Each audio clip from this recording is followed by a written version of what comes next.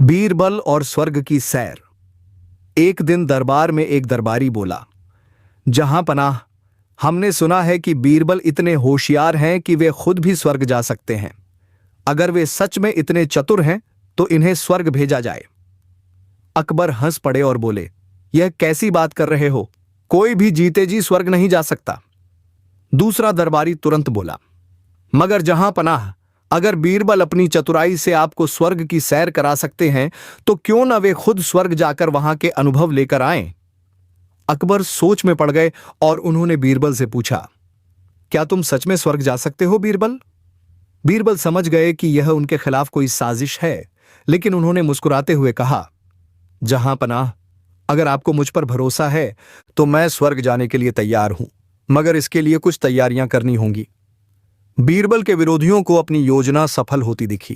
वे खुशी खुशी इस योजना में सहयोग देने लगे। उन्होंने बीरबल को स्वर्ग भेजने के लिए लकड़ियों का एक बड़ा ढेर इकट्ठा किया ताकि आग लगाकर बीरबल को स्वर्ग भेजा जा सके। बीरबल ने कहा, अगर मुझे स्वर्ग जाना है तो मैं खुद को इसकी तैयारी में लगाऊंगा, मगर शर्त यह है कि इस प्रक्रिया में मेरे दुश्मनों को भी शामिल होना होगा।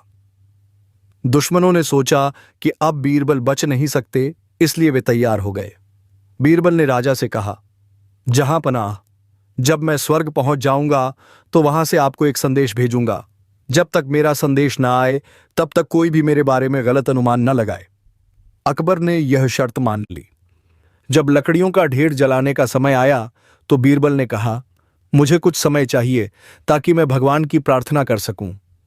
उन्होंने अपने सबसे विश्वसनीय सेवक को बुलाया और धीरे से कान में कहा, मुझे तुरंत यहां से बचा लो और कुछ दिनों बाद यह संदेश भेजो कि मैं स्वर्ग में हूं और वहां बहुत खुश हूं।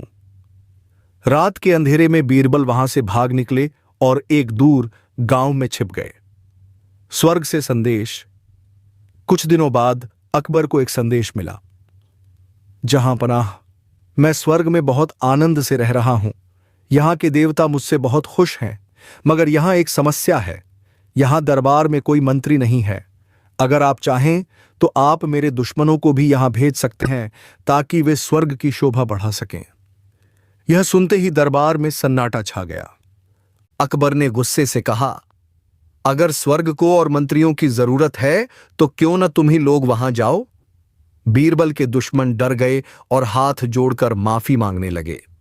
तभी बीरबल दरबार में प्रवेश कर गए और बोले, जहां पनाह, मैं जानता था कि मेरे दुश्मन मुझे मारना चाहते थे, लेकिन सच्ची चतुराई केवल संकट से बचने में नहीं बल्कि अपने दुश्मनों को हराने में होती है। अकबर जोर जोर से हंस पड़े और बोले, बीरबल, तुम सच में अद्भुत हो। आज फिर तुमने अपनी चतुराई से खुद को बचा लिया। सीख, बुद्धिमान व्यक्ति किसी भी संकट से अपने विवेक और चतुराई से बच सकता है। मेरे प्यारे दोस्तों, यदि आपको इस तरह की कहानियाँ अच्छी लगती है तो वीडियो को लाइक करें और चैनल को सब्सक्राइब कर दें और कमेंट बॉक्स में लिखें, जय हिंद।